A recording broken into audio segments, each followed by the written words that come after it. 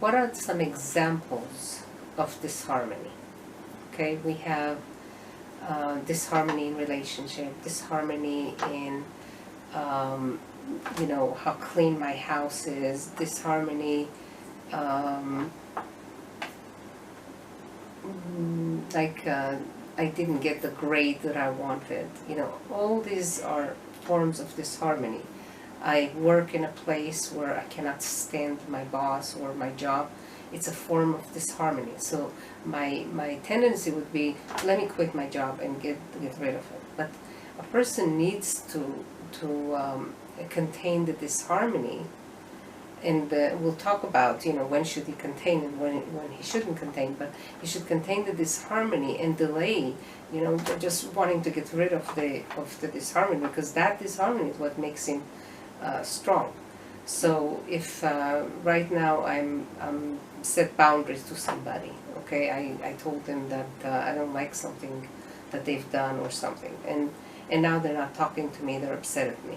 So containing the disharmony means I don't chase them and try to make up and I destroy everything, just because I want the harmony back. So that's a form of disharmony.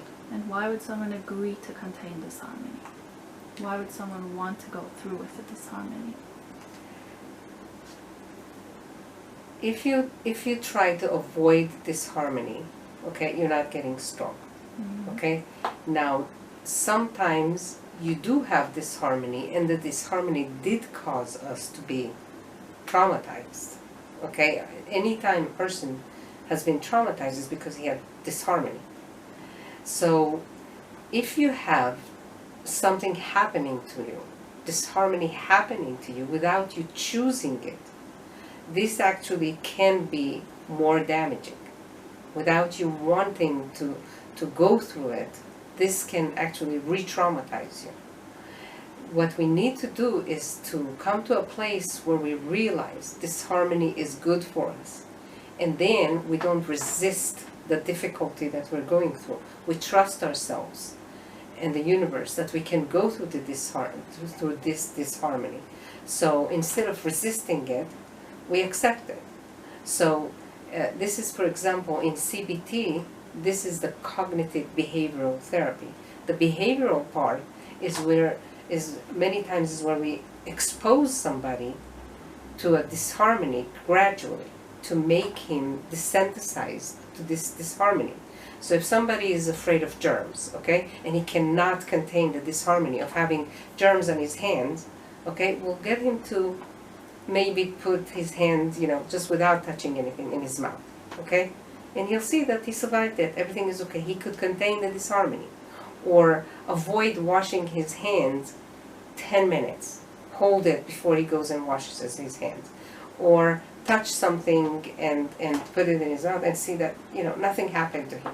So we expose him to different levels of disharmony, and then his psyche sees, his ego sees, oh, I can handle the disharmony, nothing happened, I'm strong, I'm fine. And now he's stronger, but he chose to go through this disharmony. If I go with my son to the park, and suddenly we see a slide, and he says, wow, this slide is so scary, okay, I'm not going to take him to the top of the slide and just push him off the slide and tell him, oh, you need to contain disharmony, because he's going to resist it. He's going to not want to go through this disharmony, and I'm actually going to traumatize him maybe. But if I talk to him and together we go to a small slide and a bigger slide and a bigger slide, and he's willingly, he goes down the slide, then he gets exposed to this slide and exposed to his fear and exposed to see that nothing is happening to him, and then he's going to get stronger. So if you go through a disharmony, it has to be by choice and not when someone pushed you into it. And people choose to go through disharmony because they see the benefit of containing the disharmony, because it's painful not to contain the disharmony. Why do people agree to go through it? If the kid doesn't see that the slide is fun, then maybe he doesn't care to ever slide. So I think that that's our responsibility, to teach our children or our client or whoever it is that it is important to contain this disharmony so I can contain other disharmonies. Even if he doesn't want to go on the slide, okay? And he's never, but if he doesn't contain the slight disharmony, then he's not going to contain this disharmony. If he contains the slight disharmony, he can also contain other disharmonies. Like what, for example? For example, if he has to go and sleep in his friend's house and the pillow is not exactly to his liking, so since he's stronger from containing this disharmony, he can contain that disharmony, or sleeping on the beach where it's not so comfortable. Okay, so he learns that his ego doesn't have to be so spoiled. I don't have to give it everything. Okay, you know, it can handle. A woman is cannot go to sleep unless all the dishes are done. Okay, she cannot contain the disharmony of having dishes in the sink. So we'll get her to go to sleep with one cup in the sink, you know, and slowly we'll expose her to more and more. So now she's a stronger person. So if the teacher calls her and says, you know, I need to talk to you, because she's stronger, she's not so, oh my gosh, what is the teacher? You know, she's a stronger person. She knows, I'll deal with it. So one disharmony from one place can definitely affect you from another place. Yes, there is something that if you, in order to contain disharmony in relationship, so you need to work with small disharmonies in other relationships. There is a correlation, but in general, containing disharmony makes you a stronger person. Okay, and life is full of disharmony. You can't avoid it. Exactly, and the problem is with the perfectionist. You know, the perfectionist is a person that's resisting life's disharmony. Okay, the perfectionist wants everything perfect. He does not want disharmony. Instead of 97%, he wants it 100%, because that 3% is grating on his nerves. No, he cannot handle that disharmony of having 97%. So he wants everything perfect. The perfectionist is not strength. You know, it seems to us that, oh, I'm a perfectionist. I strive for the best. And people, you know, come and say, you know, that's good to be a perfectionist. You're striving to be the best, striving for the best. They're not realizing that it's actually a weakness of the psyche to always want to strive for the best. And if you're victimized by striving for the best, because you cannot contain the disharmony of not having the best, okay? So that's weakness. And now you're starting to make all kind of concessions, you know, giving up on all kind of things in your life to achieve. You know, you're studying for a test, so now you're not going out with your friends. You're hardly eating and you know, victimizing yourself just to get that 100. That's not containing disharmony. Okay, but the victimizing is the key, because sometimes studying for the test means not going out. How do you know when it's a good thing to study for a test and forego going out with your friends and doing everything else and achieving better? So like you said, the victimizing, you know, that sensation that I'm already starting to be victimized, that I'm giving up on something more important just to achieve that, that means now you're a slave to this perfectionism. Now you're a slave to being perfect. You know, if right now I was a perfectionist about cleanliness, okay? Someone's at the door and I'm like, no, I need to clean up some more. And I pour another bucket of water on the floor to get, you know, because I need to be, everybody would see that it's ridiculous. People are waiting for you. What are you? They will see that I'm being a victim to my perfectionism. People are many times victims to their perfectionism, but they don't even see a way out. This is what they're used to. This is what they do. And suddenly, when you tell them that they need to just contain the disharmony of what's not victimizing for you to be, to the place that you want to be, but that will make you victimized, and they contain it, suddenly they become strong. And if you can fix the disharmony, is there a reason not to fix it? Is there a reason to go with it and just have the disharmony? Or if you can fix it, then fix it and not go through it? If it's a disharmony, that life is giving you. You know, you need to go through the disharmony. If it's a disharmony that you're doing to train yourself to become stronger, for example, a person that has social anxiety, okay, he cares so much about what people think. He cannot contain the disharmony of making a mistake, you know, of looking like a fool. So now we want him to train to contain disharmony of making a mistake, of looking like a fool. So now he would be stronger and he won't mind so much. He won't have that social anxiety. So there he's training for something.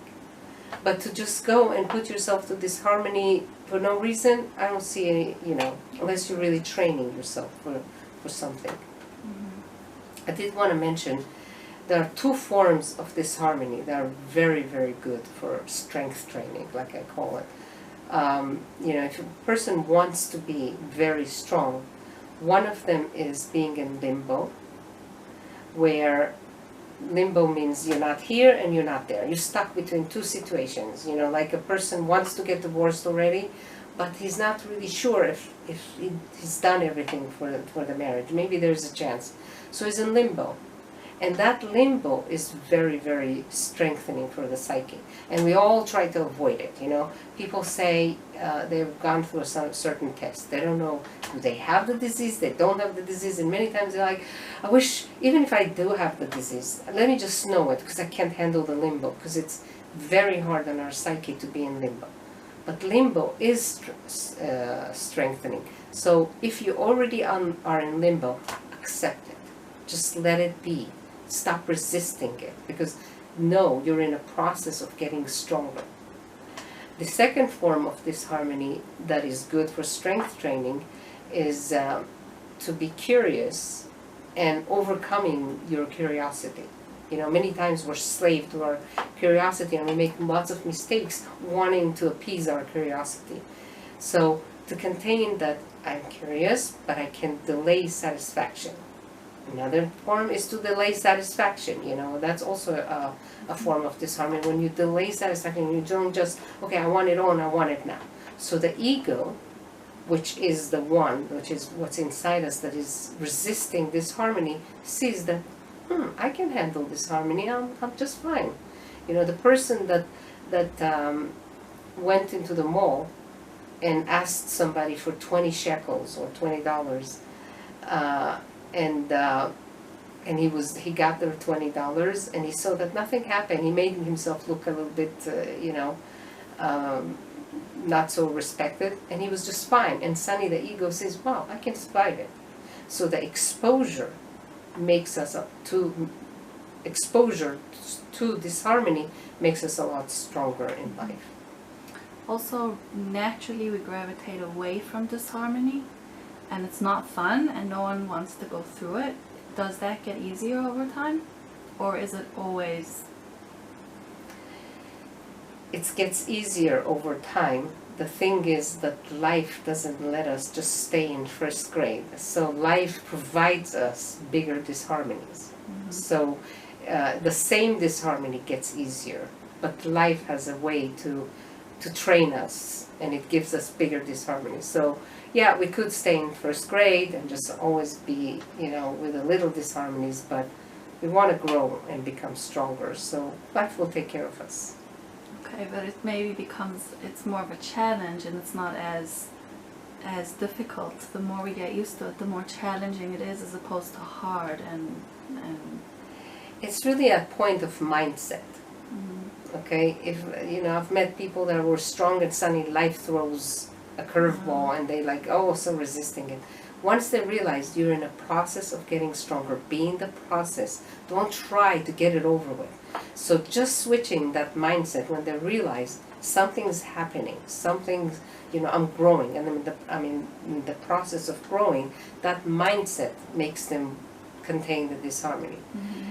It is possible to do some exercises, like somatic, you know, body exercises to contain disharmony, where you bring the disharmony and you let it come in your imagination. You imagine the disharmony and you let it come, and you open yourself, you open your body to it, you open your psyche to it. Instead of like, no disharmony, you suddenly like welcome it. And you let yourself go through the disharmony, be with it, stop resisting it, and you totally open your mind, your chest, your body to contain the disharmony. Okay, if I say this thing to this person, he might get angry at me. You know, people are so afraid of other people's anger. That's a form of disharmony. So they don't do things, and they're afraid, and they're victimized just because they're afraid to destroy the harmony. Okay, so we train them. So see this person being angry at you, and just be with it. See that nothing will happen to you. Your ego would be just fine, and it's okay to be with an angry person. And suddenly this person who did all kind of things, somersault, just to avoid making this person angry and was very victimized in the relationship, realizes, you know what, I could handle him be angry. And just that mindset that changes makes him just like a new person.